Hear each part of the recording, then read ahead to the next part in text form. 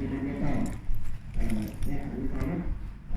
Jadi dia hari ini biasanya cuti karena kampung sini di Membakut dari singgah sini, di rumah sini. Dia singgah sini dan kemudian kawan lama saya ajak dia untuk datang malam ini untuk kita ambil manfaat PPN dengan anak bersama. Ya, jadi kalau saya silakan yang bersama untuk menyampaikan sekiranya kepada kami. Saya silakan.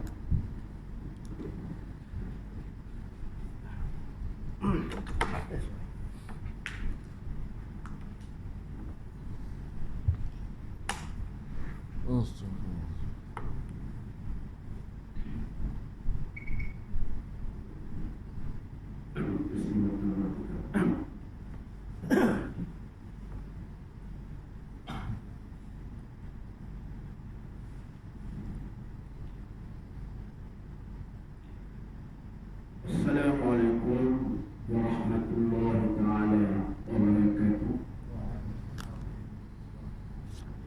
Bismillahirrahmanirrahim. Alhamdulillahirabbil alamin.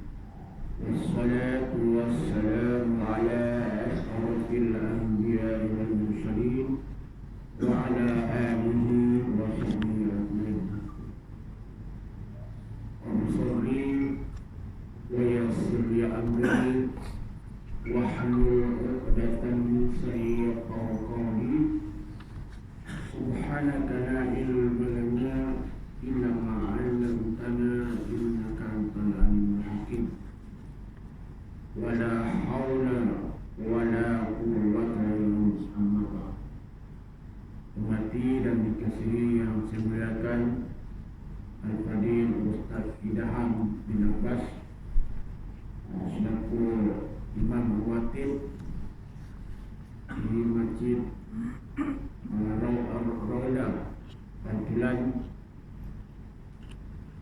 Jalan Sepanggal, juga mengangkat Guru Besar Wadi Sar Agung Bantulan. Hormati dan dikasihi bersama barisan pimpinan serta kuasa masjid. Kita dapat sebut nama satu-satu. Tidak ada kebetulan kemarin tidak ada persediaan. Pastinya pada tuan-tuan para jemaah yang dirahmati Allah Subhanahu wa taala. Pada malam yang mulia ini kita sama-sama bersyukur kepada Allah Subhanahu wa taala yang mana merahmat lipat kurnianya dan inayahnya pada malam ini kita dapat lagi sama-sama hadir dalam masjid ini, dan tujuan dan matlamat kita ialah untuk beribadat kepada Allah Subhanahu wa taala.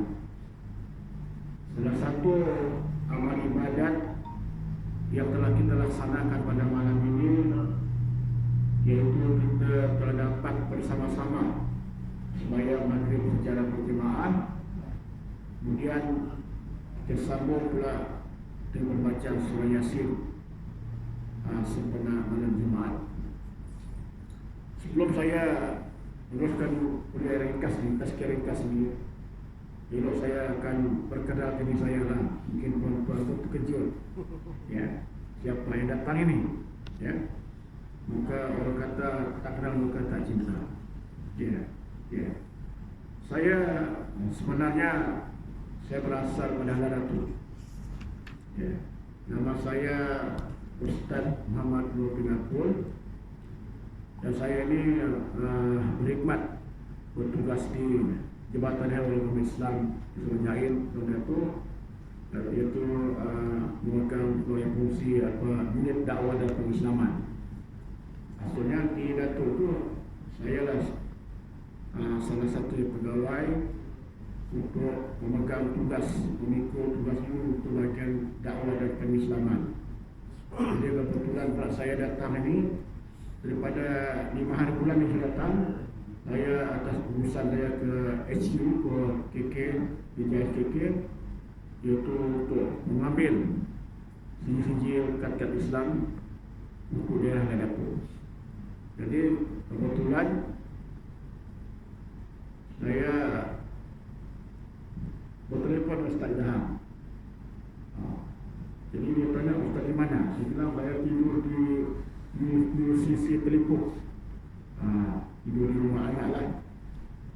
Anak saya bertugas di Keningau. Jadi saya bermalam di rumah dia.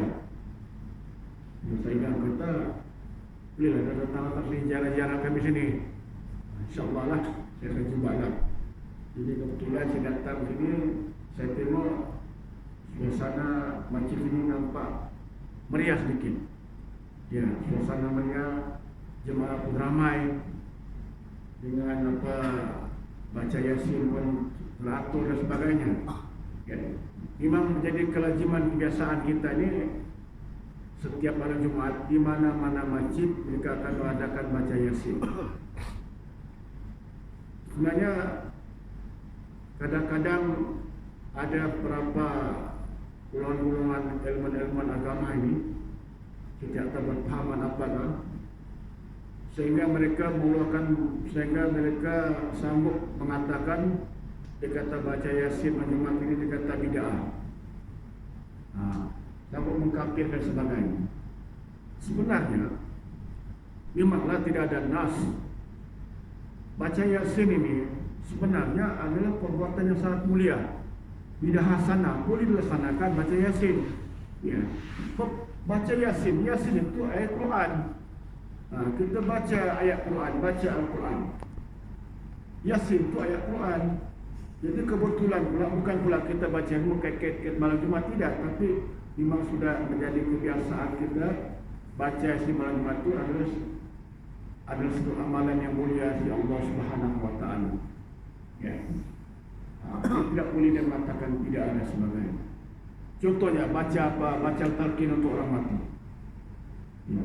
Baca talqin itu untuk tujuan bertalqin itu memperingat, memberitahu pada orang yang bukan setakat pada orang yang mati, bahkan dia peringatkan pada orang-orang yang masih hidup. Sebab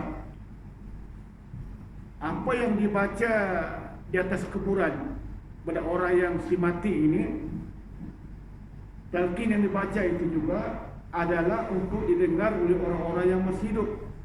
Sebab orang-orang yang masih hidup itu bakal jadi jenazah juga nanti di masa akan datang.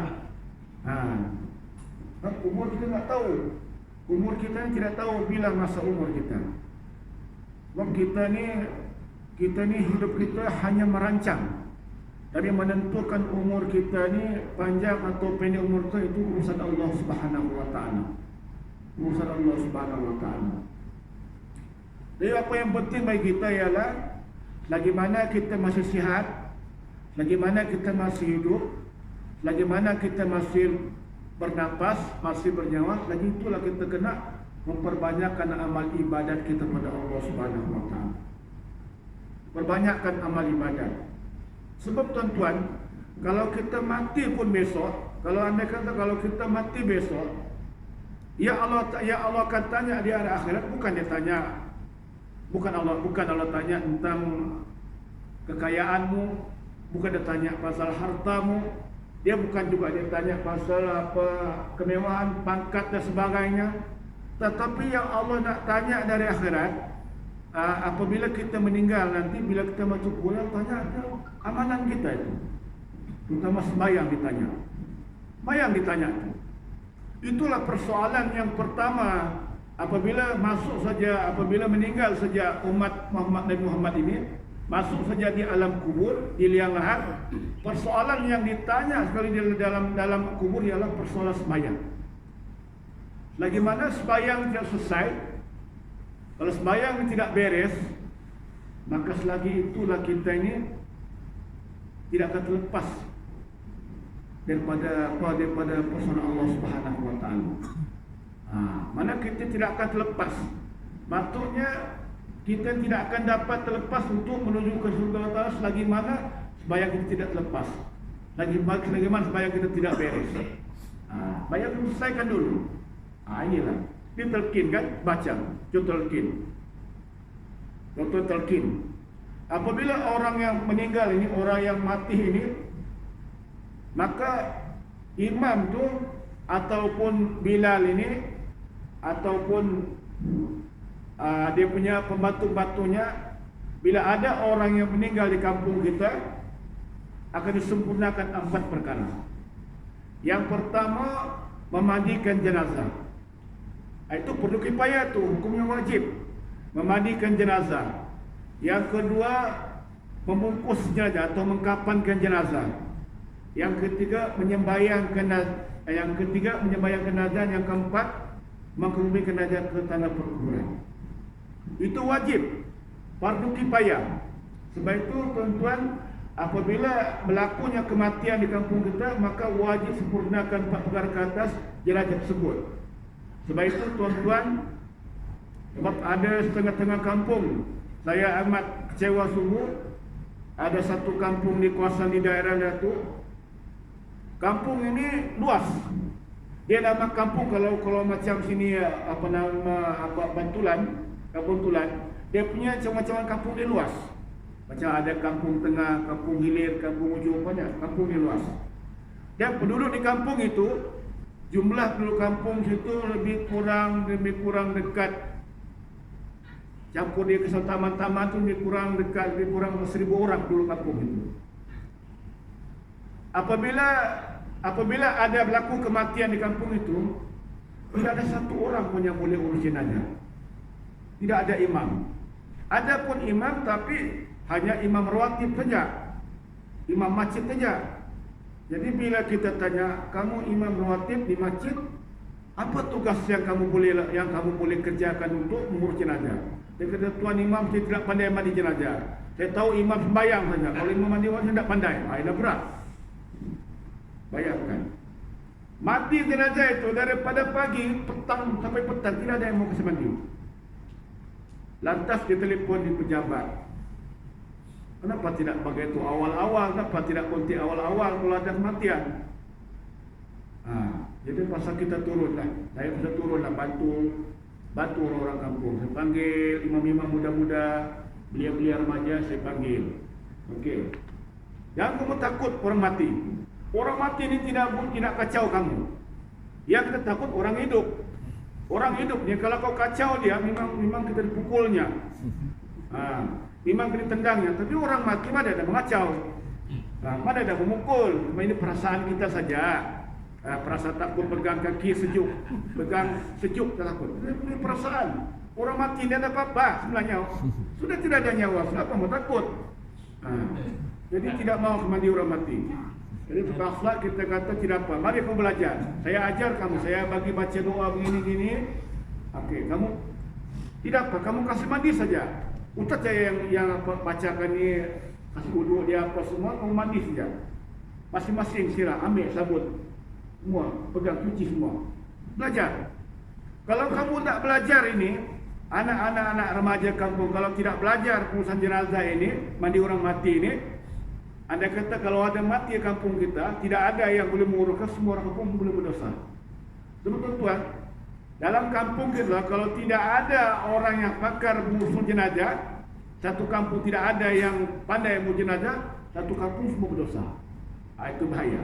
Jadi sebab itu kita ni kena cari satu orang imam atau seorang ustaz yang boleh mengurus jenazah. Tujuannya bukan sekadar untuk menyelamatkan orang kampung, tetapi yang mana dialah yang akan punya untuk mengurus jenazah orang kampung kita.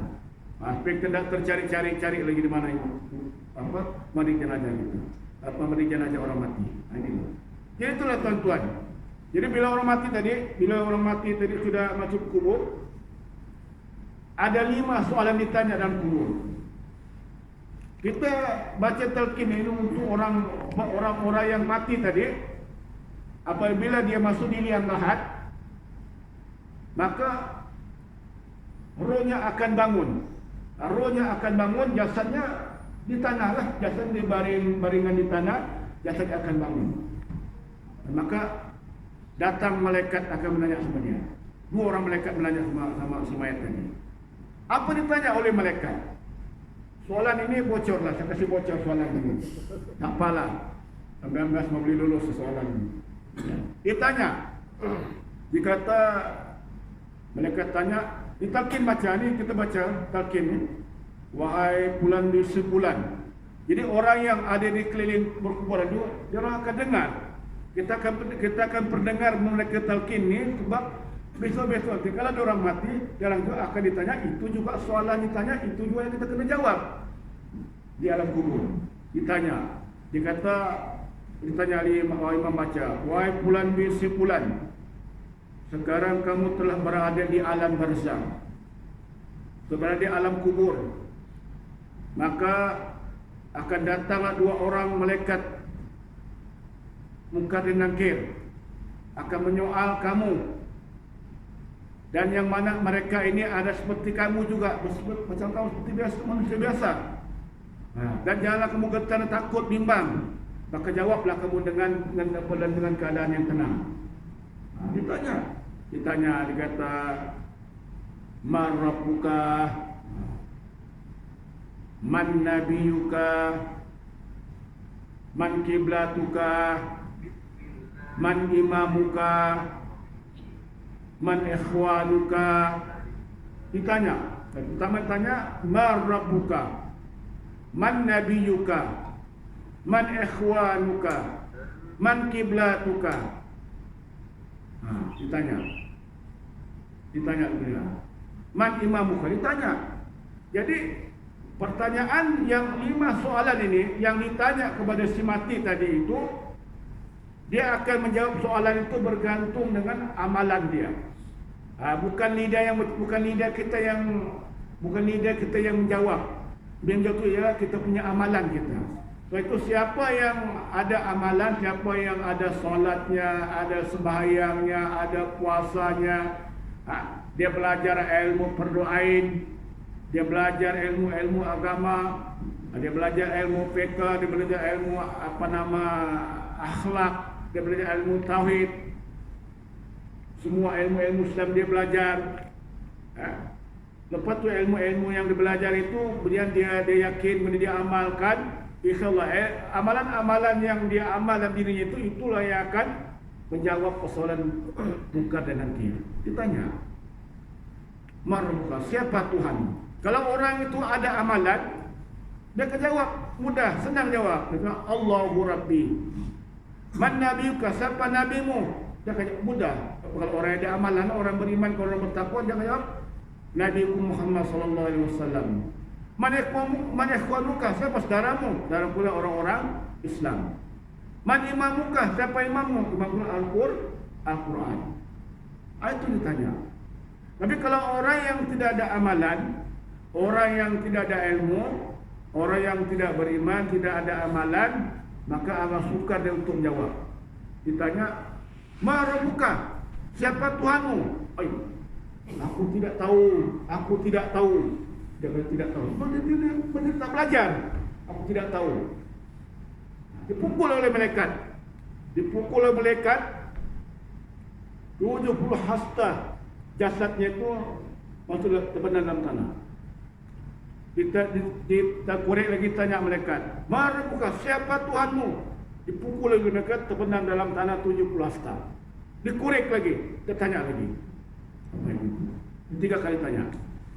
Jadi ini maksudnya kalau orang yang tidak ada amalan, orang yang kaki maksiat, orang yang melakukan maksiat dan kejahatan ini memang agak, kalau dia tidak beriman, tidak bertaubat bersalah, seperti tidak akan dapat menjawab persoalan malaikat. Ditanya baru. Kemudian lagi, man nabiyuka, siapa nabimu? Kalau dia tak belajar, kalau tidak belajar tentang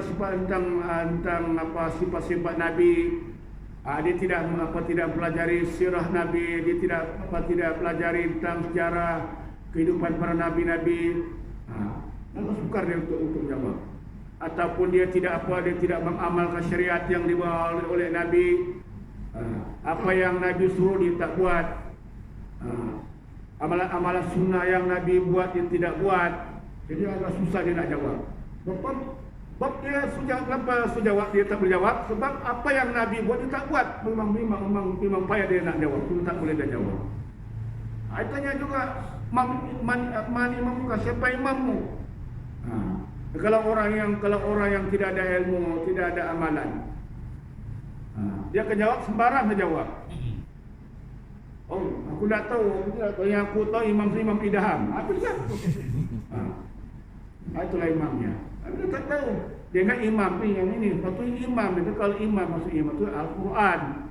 Baik itu kalau orang yang rajin baca Quran, hari-hari baca Quran, belajar Al-Quran, memahami Al-Quran, menghayati Al-Quran, isi kandung dihayati, insya-Allah. Kalau orang yang rajin amal baca Quran ini, itulah dia akan dapat jawab. Jadi kalau orang yang langsung tak pandai baca Quran, tak mau baca Quran, yang tidak belajar Quran, macam mana dia menjawab dia? Al-Quran itu imam dia. Apalagi tanya, man kiblatu, apa kiblatmu? Kalau dia sendiri pun tidak sembahyang, apa dia kata kiblat? Kalau dia bilang kiblatku di kelab malam, habis. Di kelab malam. Dia tahu kiblat mana. Sebab hari-hari di kelab malam saja.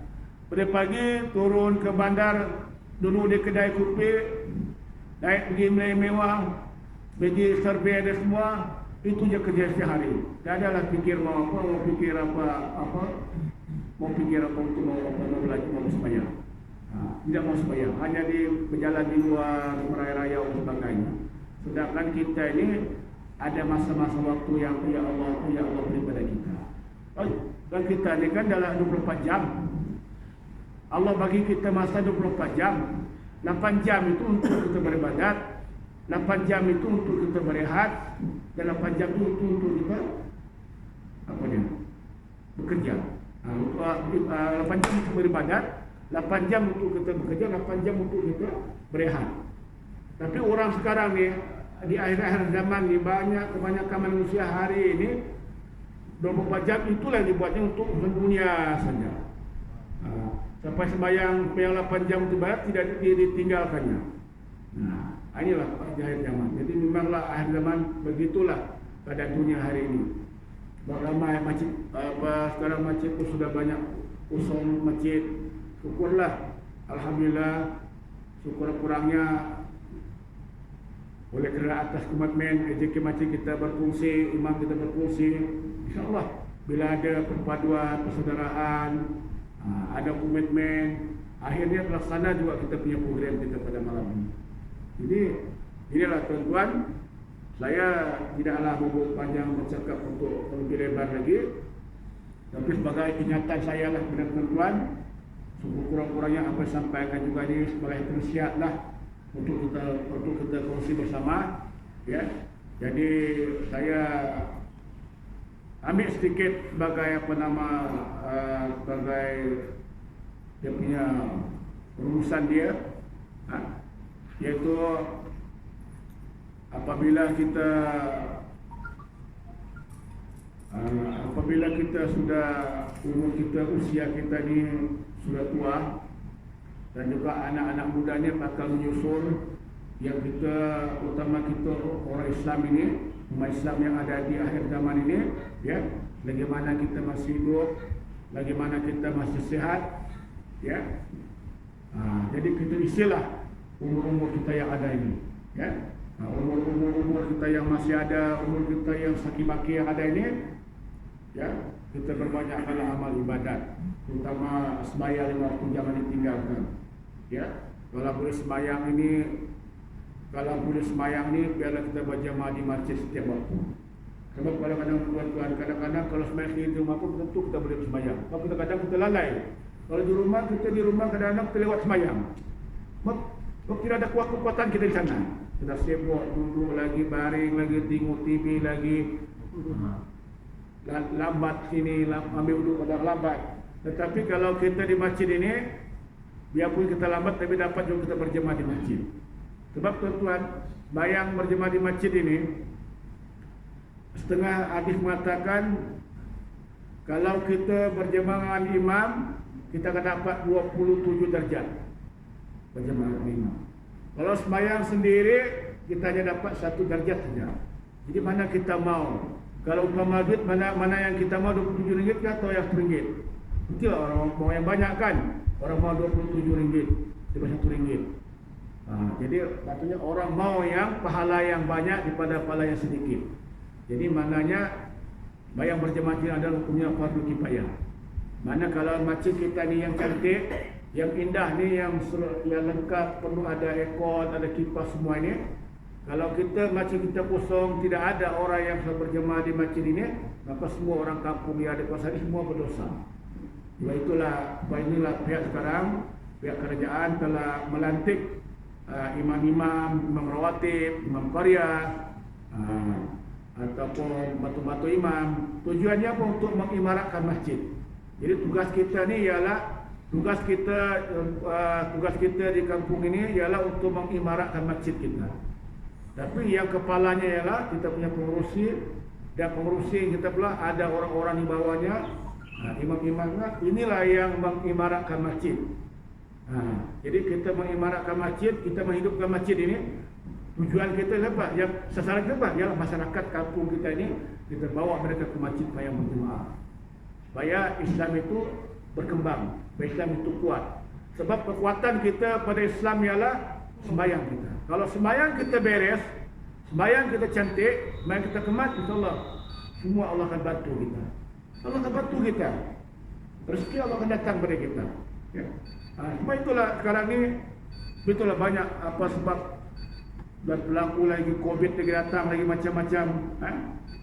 Apa gejala apa nama COVID itu berlaku.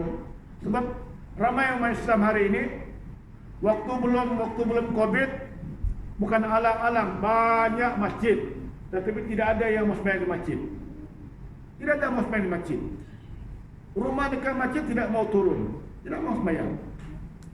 Tapi bila ada COVID, nah baru kalau kabut semua mau sembahyang. Jadi inilah ujian Allah pada kita. Tapi sebenarnya walaupun COVID ini sudah COVID ini saya tengok dalam WhatsApp Facebook, bukan kita batu mungkin nama meningkat pula. Sama naik sudah COVID ini. Ramai sudah orang Islam tidak mati SOP. Tapi dapat kita tawakal Taala, yang penting kucing kita jaga SOP kita saja. Jaga SOP kita. Ya. Jadi inilah tuan-tuan, supaya terima kasihlah, ya.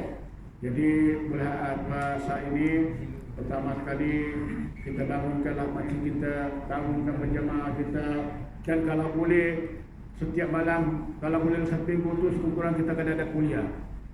Kuliah baca kuliah agama ke, ceramah umum ke, baca kitab dan sebagainya. Ya, utama sekali utama ilmu yang perlu ditekankan pada masyarakat ini ialah ada 3 ilmu wajib kita belajar. Ya, 3. Yang pertama sekali kita kena belajar ilmu akidah atau ilmu tauhid. Itu wajib belajar. Sebab ilmu tauhid ini tuan-tuan kita belajar tujuannya untuk mengukuhkan keimanan kita, untuk mengesahkan iman kita, untuk mengesahkan Allah Taala dalam hati kita. Sebab kalau kita ilmu tauhid, iman kita kuat. Bila iman kita kuat, maka amalan-amalan semua akan diterima oleh Allah Subhanahu Wa Taala. Kita belajar ilmu tauhid ini sekurang-kurangnya kita belajar iaitu 6 rukun iman itu kena belajar. Percaya kepada Allah, percaya kepada malaikat, percaya kepada Rasul, percaya kepada Nabi-Nabi, percaya kepada hari kiamat, percaya kepada kitab-kitab, percaya kepada qadar. Itu wajib kita belajar. Sekurang-kurangnya asas pun jadilah, tapi kita faham. Lepas tu kita belajar sifat-sifat Allah Taala. Ini ustaz yang akan mengajar juga itu, ya. Dan kemudian wajib juga kita belajar ilmu PK. Ilmu PK berkaitan dengan bab sumber suci, bab taharah, bab najis, cara-cara mandi hadas, mandi junub, tentang hukum sembahyang, bab wudu, cara-cara 13 rukun sembahyang. Itu wajib kita belajar. Ya. Wajib kita belajar. Kalau tidak belajar 13 rukun sembahyang ni, ya, nanti kita susah pula sembahyang kita. Itu bagian PK. Akhlak pula. Itulah akhlak, itu ilmu tasawuf. Akhlak ini maksudnya kita belajar ilmu akhlak ini tujuannya ialah untuk menjadi kita jadi orang yang berakhlak. Jadi orang ihsan. Ihsan kita, ya, belajar akhlak yang baik. Supaya hati kita ini jadi orang akhlak ini maksudnya ilmu akhlak tujuannya ialah bagaimana cara kita nak membuat hati kita, bagaimana kita nak menjauh diri dari penyakit yang dicela, dan bagaimana kita nak memasukkan diri kita supaya terpuji. Itu belajar akhlak. Ya. Jadi tiga serangkai ilmu tidak boleh dipisah dalam pelajaran kita. Tiga ilmu mesti belajar. Tapi belajar ilmu sikit-sikit lah, bukan satu kali belajar banyak-banyak, sikit-sikit belajar. Itu susun pelajaran kita. Kita belajar bab fiqh, bab taharah dulu, suci dulu, masuk lagi bab solat, bab taharah, bab wudu, bab najis. Semua kita belajar. Tujuannya untuk menambah ilmu kita supaya bila kita ada ilmu maka senanglah kita beramal dengan amalan dengan sembahyang kita. Itulah kita belajar semua ilmu. Belajar insya-Allah.